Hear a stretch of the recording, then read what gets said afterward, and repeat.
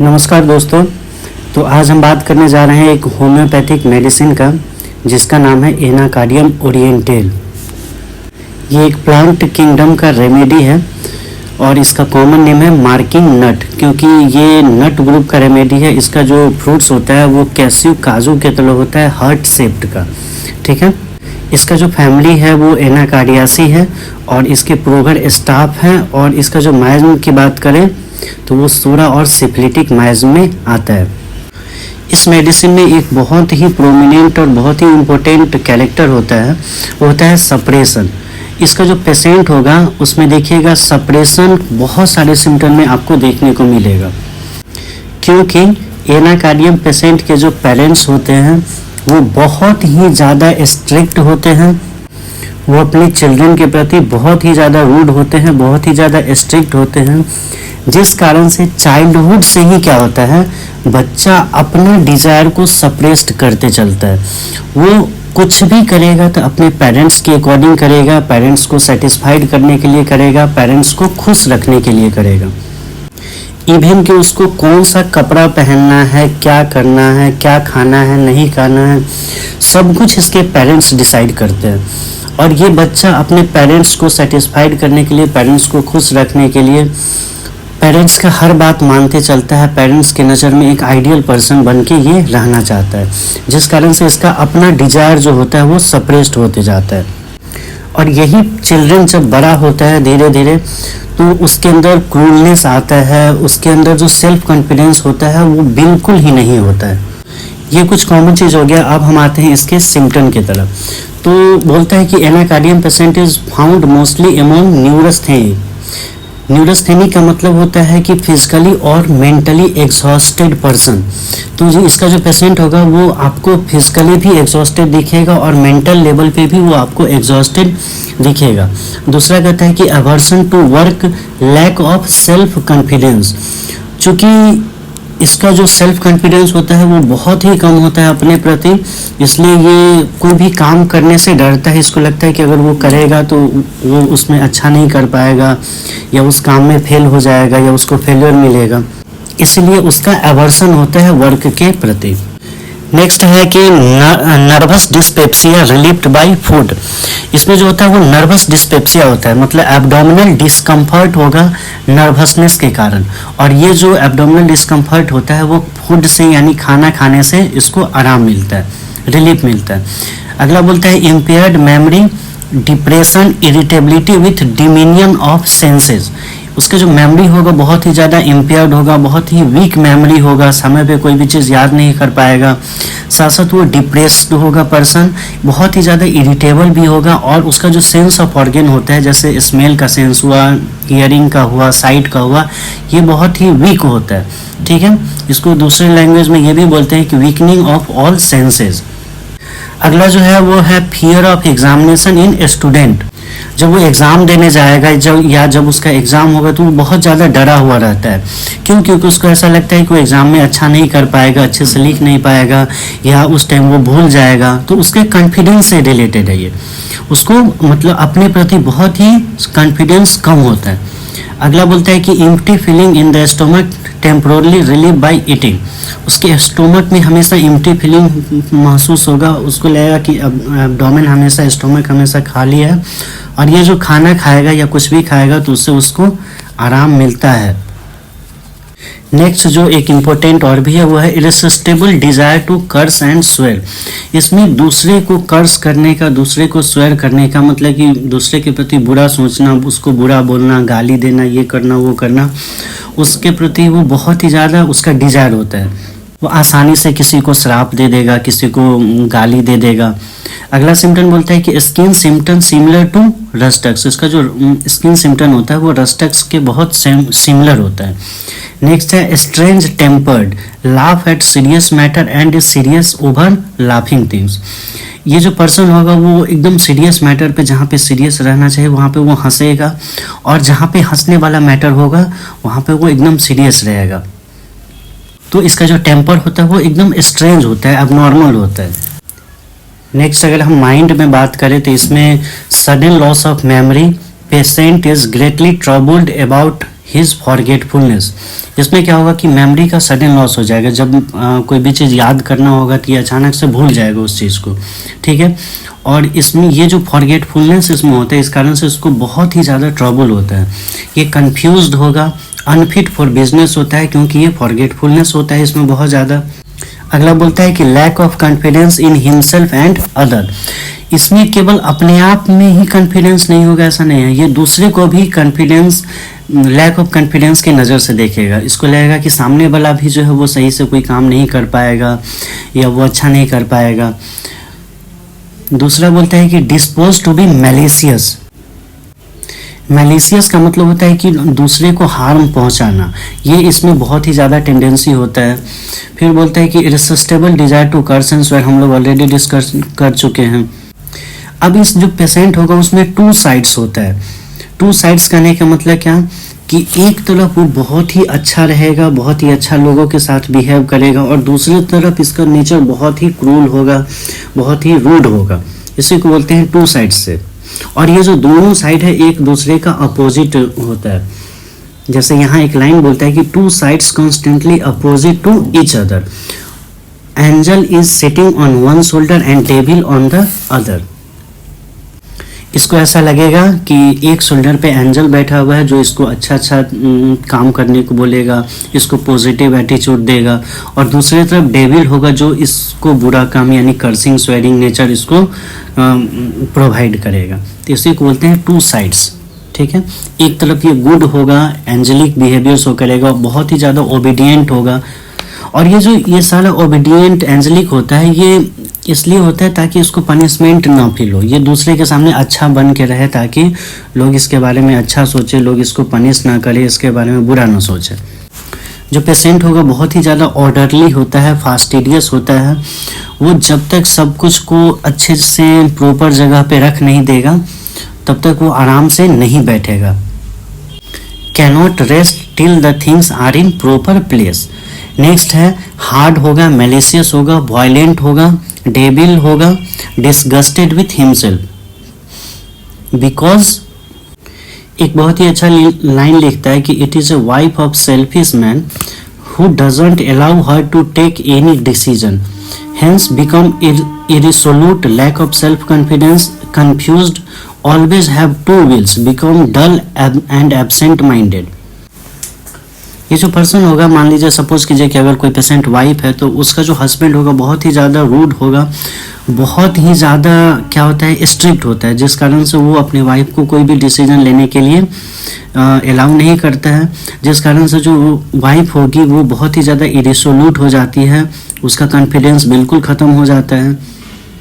और इसमें absent minded एक बहुत ही प्रोमिनेंट सिम्टम है इसका। ये जो पेशेंट होगा उसमें आपको एब्सेंट माइंडेड दिखेगा, यानी वो जैसे कुछ कर रहा है तो उसका ध्यान कहीं और रहेगा, किसी और चीज़ के बारे में सोचता रहेगा। इसका जो नेचर होगा वो चाइल्डिश नेचर का होगा, आइडियोटिक होगा, ठीक है। इसमें एक डेल्यूजन होता है कि delusion he is separated from the world, he is under super human control. उसको ऐसा लगता है कि वो जो दुनिया से है वो बिल्कुल अलग है, उसको कोई सुपर पावर कंट्रोल कर रहा है, इस तरह का इसको डेल्यूजन होता है।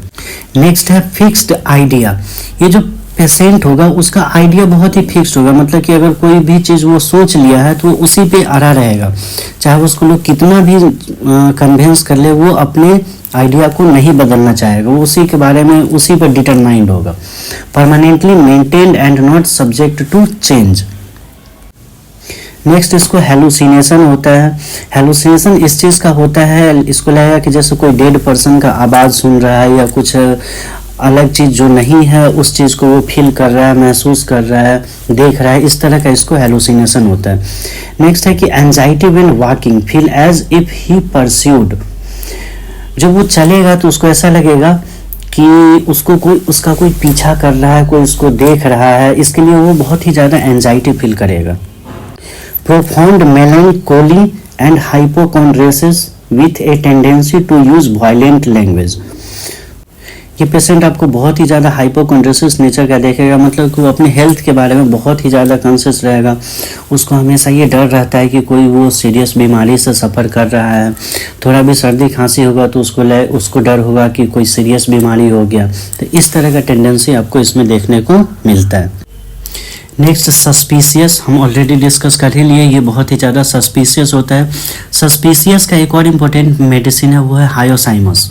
ठीक है, अगला है clairaudient hear voice far away और of the dead person. Clairaudient nature का होगा, मतलब उसको वही चीज़ कि लगे जो हेलुसिनेशन होगा कि वो डेड पर्सन का आवाज़ सुन रहा है या कोई भी चीज़ ऐसा जो नहीं है उसको वो फील करेगा। ठीक है, सेनाइल डिमेंशिया। सेनाइल डिमेंशिया का मतलब होता है कि ओल्ड एज में मेमोरी का लॉस होना। Absence of all moral restraint, इसमें कोई भी मोरल यानी नैतिक रिस्ट्रेंट नहीं होगा। ये हमेशा दूसरे के प्रति बुरा सोचेगा, दूसरे को हार्म करना चाहेगा। अगर कोई अच्छा कर रहा है तो इसको बुरा फील होगा या जेलेसी फील होगा, इस तरह का। नेक्स्ट अगर हम हेड सिम्टम की बात करें तो उसमें वर्टिगो है, मतलब चक्कर आना। और ये जो वर्टिगो है उसमें कहता है कि vertigo as if from a plug worse after mental exertion in the forehead occiput temple region, मतलब इसको ब्रेन में जो प्लग लाइक सेंसेशन होगा इस कारण से वर्टिगो होगा। हमेशा लगे कि ब्रेन में समथिंग प्लग लाइक इसमें इंसर्ट है या इसको ऐसा फील होगा।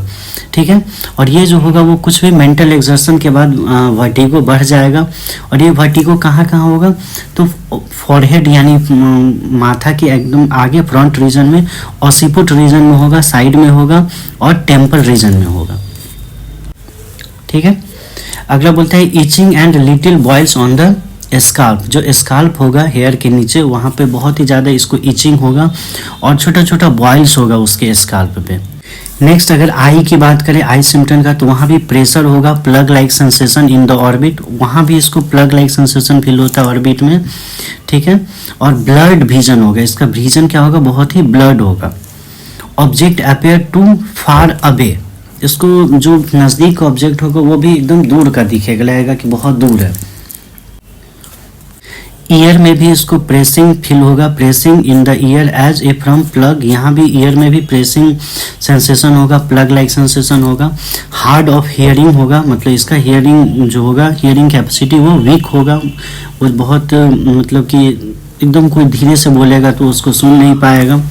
तो मोस्ट ऑफ द केस में इसको क्या होगा, प्लग लाइक सेंसेशन होगा और जो सेंस ऑर्गन है वो क्या होगा, वीक सेंस ऑर्गन होगा। नोज में अगर बात करें, नोज का सिम्टम का, तो इसमें फ्रीक्वेंट स्नीजिंग होगा, बहुत ही इसको स्नीजिंग बहुत ही जल्दी होगा। छींक आएगा, सर्दी जुकाम इसको बहुत ही जल्दी हो जाएगा। सेंस ऑफ स्मेल परवर्टेड, मतलब जो स्मेल करने का सेंस है वो चेंज हो चुका रहेगा इसका। अगला बोलता है कोराइजा विथ पाल्पिटेशन। जब इसको कोराइजा होगा उस टाइम इसको बहुत ही ज़्यादा पाल्पिटेशन होगा, मतलब पाल्पिटेशन मतलब होता है कि हार्ट का पाउंडिंग होना, दिल का जोर जोर से धड़केगा इसका, इस तरह का इसको होता है। और ये कब होगा, कोराइजा यानी सर्दी जुकाम के टाइम या सर्दी जुकाम के साथ। अगर फेस की सिम्टम का बात करें तो इसमें blue ring around the I, pale face, इसका जो आँख होगा उसके अराउंड ब्लू रिंग होगा, ब्लू रिंग बन जाएगा और फेस एकदम पेल होगा। पेल कहने का मतलब कि जैसे एकदम बहुत ही ज़्यादा थकान के कारण हो या अच्छे से अगर सोया हुआ ना हो तो उस कारण से जो फील होता है, इस तरह का इसका पेल होगा।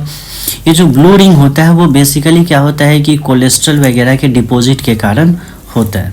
तो इसका फेस सिम्टम में दो चीज़ इंपॉर्टेंट है, ब्लू रिंग अराउंड द आई और पेल फेस। अगर माउथ की बात करें तो पेनफुल वेजाइकल्स होगा, यानी इसके माउथ के अंदर में बहुत ही छोटा छोटा पेनफुल वेजाइकल्स का फॉर्मेशन हो जाएगा। नेक्स्ट है फेटिड ऑडर, यानी इसका जो माउथ से स्मेल आएगा बहुत ही बदबूदार आएगा, फेटिड आएगा।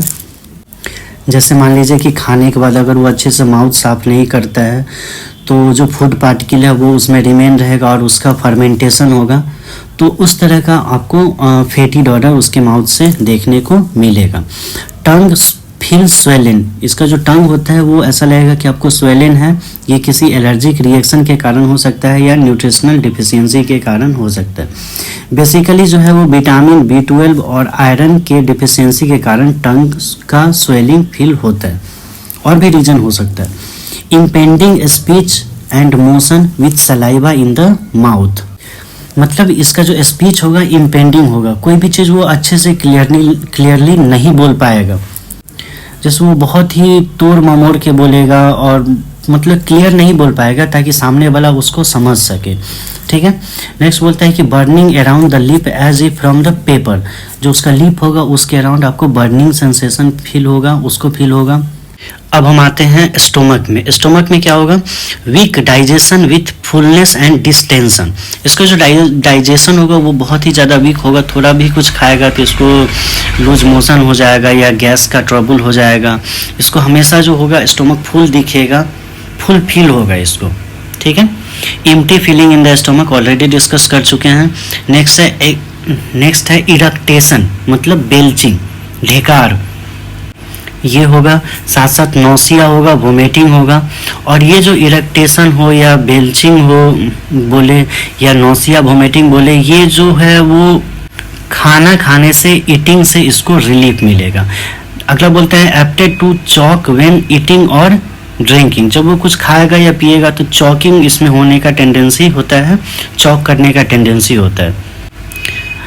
नेक्स्ट बोलता है कि स्वेलो फूड एंड ड्रिंक हास्टली, मतलब जैसे ये कुछ खाएगा या पिएगा तो बहुत ही जल्दीबाजी में पिएगा। नेक्स्ट हम लोग आते हैं एब्डोमेन में।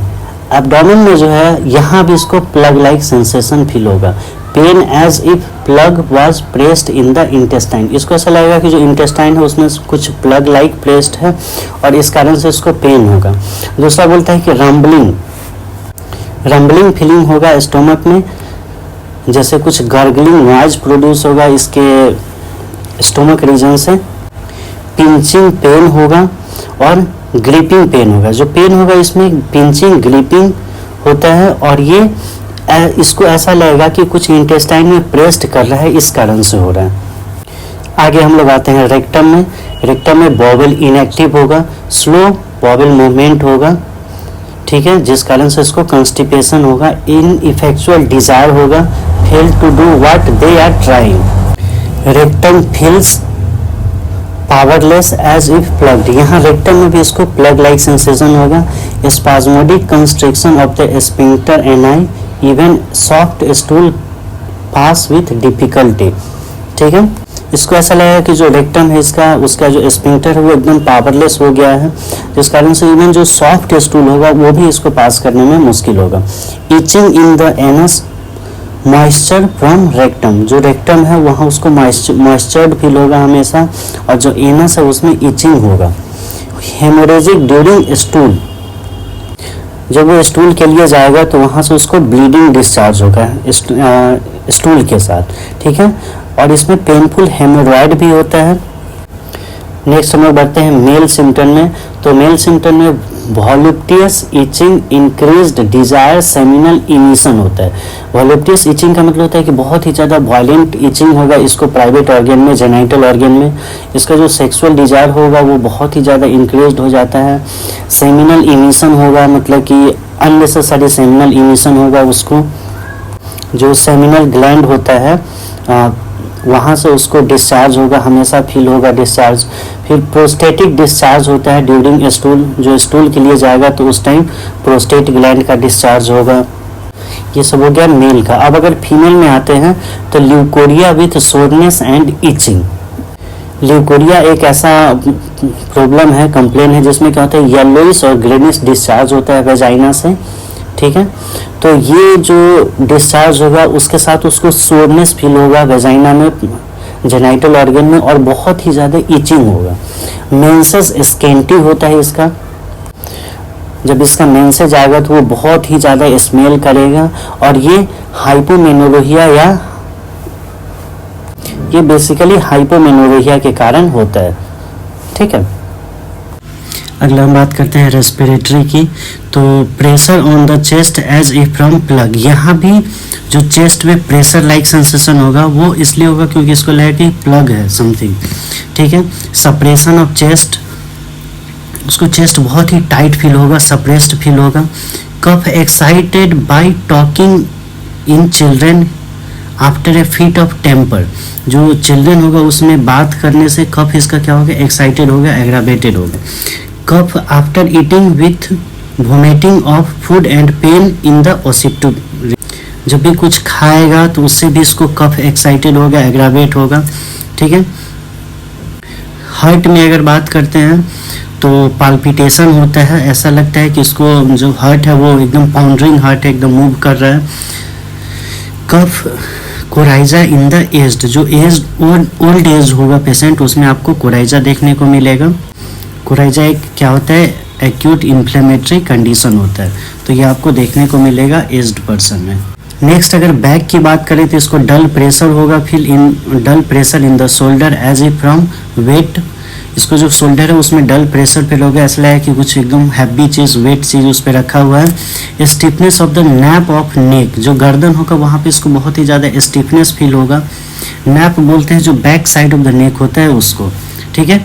नेक्स्ट एक्सट्रीमिटी की बात करें तो इसमें न्यूरल्जिया इन द थम्स होगा, जो थम्स है उसमें न्यूरल्जिया यानी नर्वस पेन होगा, शार्प शॉकिंग पेन होगा, ठीक है। वो बेसिकली चूँकि नर्व में इन्फ्लेमेशन वगैरह के कारण हो सकता है।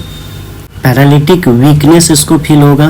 नी फील पैरालाइज्ड और बैंडेज्ड, इसका जो नी होगा वो ऐसा फील होगा कि वो पैरालाइज्ड हो गया है या उसको कोई भी चीज़ से एकदम टाइटली बैंडेज कर दिया है, इस तरह का आपको फीलिंग इसमें देखने को मिलेगा, ठीक है। अगला बोलता है क्रैम्प इन काल्व्स, जो काल्व्स रीजन होता है जिसको बटक भी बोलते हैं, वहाँ पे उसको क्रैम्प लाइक सेंसेशन होगा। क्रैम्प का मतलब होता है कि involuntary inflammatory spasmodic contraction of muscles, तो ये आपको लोअर जो बटक रीजन है वहाँ पे इसको फील होगा क्रैम्प, ठीक है। नेक्स्ट है pressure as a from plug in the gluteal muscles, जो ग्लूटियाई मसल्स होता है, ये ग्लूटियाई मसल्स एक ग्रुप ऑफ मसल है जो बटक एरिया को बनाता है, यहाँ पे इसको प्रेशर फील होगा, यहाँ पे इसको प्लग लाइक सेंसेशन होगा। फिर है वार्ड्स ऑन पाम्स, जो पाम है उसको वार्ड्स होगा, वार्ड्स एक आउटर ग्रोथ होता है। Finger swelling with vesicular eruption, जो इसका फिंगर होगा उस पर वेसिकुलर इरप्शन होगा और वो स्वेलिंग होगा। अगर स्लीप अवेक साइकिल की बात करें तो स्लीप में है spell of sleeplessness lasting for several night, ये कई दिन तक कई रात तक ये सो नहीं पाता है, ठीक है। एनॉक्सियस ड्रीम इसको आएगा, मतलब कि dream about the dead person हो गया या किसी और चीज़ के बारे में बहुत ही अजीब अजीब इसको ड्रीम आएगा। स्किन सिम्टम में अगर हम बात करते तो इंटेंस इचिंग होता है, स्किन इन्फ्लेमेशन होगा, एक्जिमा होगा, साथ साथ मेंटल इरिटेबिलिटी होगा और जो स्किन पे वेसिकुलर इरप्शन भी आपको देखने को मिलेगा। वेसिकुलर इरप्शन में बेसिकली क्या होगा कि स्किन पे बहुत सारा मल्टीपल वेसिकल्स होगा और वो एकदम रेड होगा और उसमें क्या होगा कि फ्लूइड भरा भी हो सकता है या नहीं भी हो सकता है। नेक्स्ट है स्वेलिंग यूट्रिकेरिया होगा, यूट्रिकेरिया मतलब कि एक पूरा रेड पैचेज होता है हाइव्स के तरह, उसको बोलते हैं यूट्रिकेरिया, तो स्वेलिंग होगा और साथ साथ यूट्रिकेरिया भी आपको देखने को मिलेगा। नेक्स्ट है eruption like that of poison oak, जो पॉइजनस ओक होता है उसके कारण जिस तरह का इरप्शन स्किन पे होता है उसी तरह का आपको इसमें देखने को मिलेगा।